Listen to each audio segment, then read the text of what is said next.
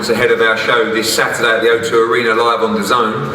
I thought I'd bring the big man up here, WBC interim world heavyweight champion Dillian Whyte. We're devastated we're not here ready for a face-off, ready for a usual Dillian Whyte press conference, but as you know, he suffered an injury in training camp. He's unable to fight, medically not cleared by his doctor to fight against Otto Wallin this Saturday. Dillian, welcome. Thanks for coming over. I know you've got a few guys on the card this weekend. I've been involved in this process with you over the last sort of week or so, dealing with this situation. I know how devastated you are.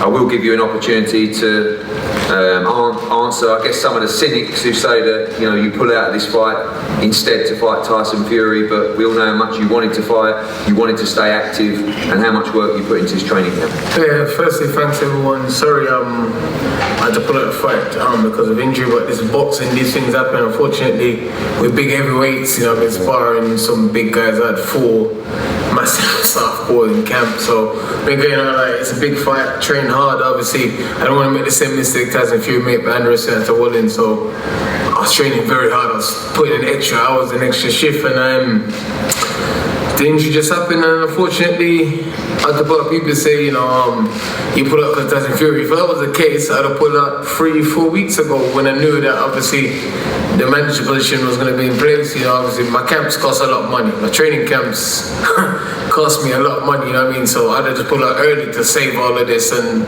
money and stuff. I got like a lot of people in camp that works for me and look after me. So I'd have pulled out weeks ago if I was going to pull out, you know. I've fought many times with injuries, as you know. I've fought with injured shoulder before, broken hand, broken ribs, but, you know, I'm at a stage of my career now where I have to use a bit more brain instead of just brawn, you know. And I wanted to fight. I said to my guys, listen, can't I just put some fucking morphine in it or something, can I just go and have a go? You know, but they're like, well, you're not a caveman, you know what I mean? You need to be smart. It's not just one fight left in your career. So disappointed, heartbroken, but it is what it is, you know what I mean? I really wanted to smash Otto Wallin up. I think I could have knocked him out in the first 6-7 rounds. He's good early, but he wants to box and fiddle around. I would have put pressure on him, and I think and he guessed in the fight. I would have stopped him. I'd have been attacking his body relentless. So a bit annoyed and a bit pissed off, but this is boxing, you know. I train twice a Povetkin, and he cancelled one fight 7 days before, one fight 2 weeks before. That cost me a lot of money, a lot of money in the camp. I didn't complain. The people asking for this, asking for that.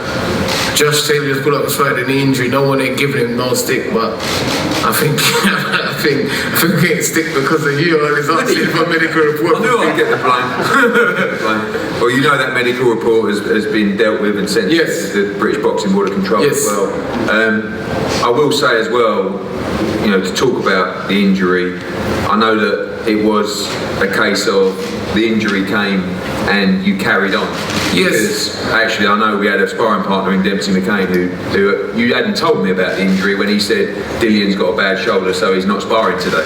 But I know that you were dealing with that. You carried on sparring and you made the decision to compete even with an injured shoulder until you were ruled out. You know, I had the injury, but we've had loads of injuries in camp before. It's normal, but so I was just like, you know, and I'm mentally and physically tough, so I always tried to push on. Like the guys see there's something wrong, and I was like, nah, I'm alright. You know, I pushed on. Some girls basically sparring one arm only, you know what I mean? And these guys are big guys, but I was in there, I was giving it a go, trying my best, you know what I mean? I was like, you know what?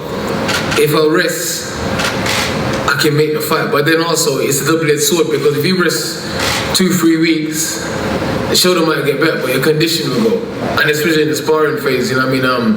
As any of my coaches will tell you over my career, I spar a lot. I do a lot of sparring, and I have 4 guys, they do 2 rounds apiece. It's not like some guys have 2 guys. They do 2 rounds apiece, 2 rounds in, 2 rounds out. So the guys are always fresh and they're pushing me and stuff. So I'm used to pain and struggle, so I was like, you know, I can make it, but eventually, you know, the body sometimes just, I had a good camp, I was in good shape, you know, I'm still in good shape, I still feel good, you know, I mean, even up to, I think, Monday, I was like, I wonder if I can still make this fight, but then the guy said, listen, relax, you know, and I was like, alright, cool. Obviously, we know that the The silver lining is the fight with Tyson Fury. Yes. WBC have already confirmed that you are the mandatory challenger. Yes. Tyson Fury. That fight will be ordered, and you will be facing him next. We know that probably won't be till early next year, not because of your injury, but because of the timings of the mandatory and negotiations and Fury just fighting as well. But I know how disappointed you are to miss out on fighting in October, but it must be bittersweet at least knowing that you're in a situation where that fight will actually happen now and you will get a shot at the world heavyweight title. People just need to put a bit of respect on my name and understand this. Look, I fought Joshua, I fought Rivas. I've been trying to fight Tyson Fury a couple of times. We got ordered and then he pulled out.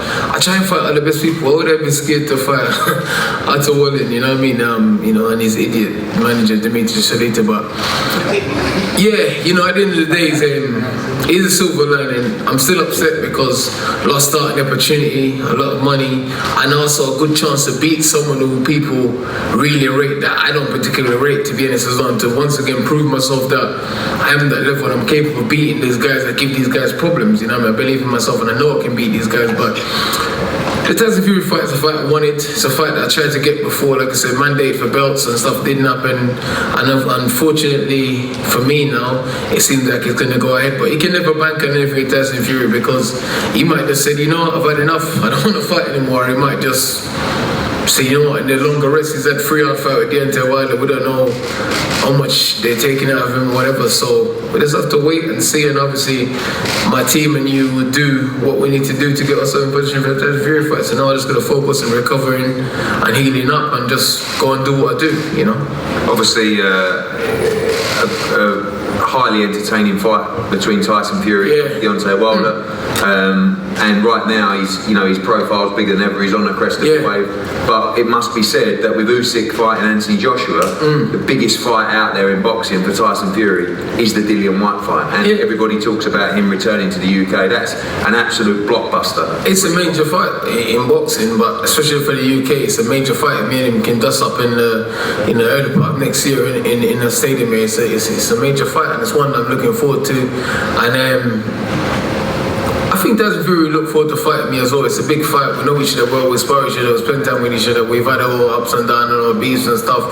But I think logically you'll think, this is a big fight. It's a good homecoming fight, and I think it should happen. So let's see. I look forward to negotiations beginning for that fight. Well, finally, for this show, obviously we were faced with the decision to carry on or pack up and go home. We carry on with still a great card, with some great fights, and obviously want to get these guys out, particularly your guys on the card. A couple of words, obviously Thomas Carty, who came into camp with you, the Irish heavyweight, going to be fighting on the card. Just a brilliant fight between Castaneda and Yusuf Kamari, and of course the Savage down there, in with a real test against Eric Molina. Firstly, honestly, thanks to you and the Zone and the guys, and obviously my team for making this still go ahead, and thanks to the people who brought their tickets and stuff. But it's still a good card. There's good fights in it. You got the ladies on. The ladies are always in good fights. Good scrap. I'm a massive fan of female boxing, and you got my guys. You got Alan over there looking to come to the war and destruction. Only that's all the guy does. I keep telling box a bit and get some rounds. He's like, no, I'm gonna kill everyone in the first round. And that's a tough fight, though, isn't it? I mean, look, Molina. No disrespect to Mark Bennett and those guys, but Molina's on a completely different level.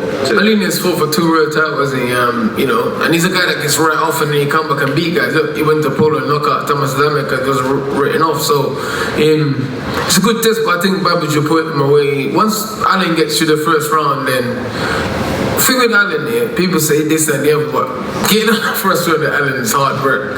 It's hard work, The guy comes and he gives his all and he lays on the line. So you might get out of the first round, but you're going to be tired and you're going to be damaged. And he likes that. He likes to mix and whatever, He likes to get involved and have a go. So I think he will knock Molina out in three rounds.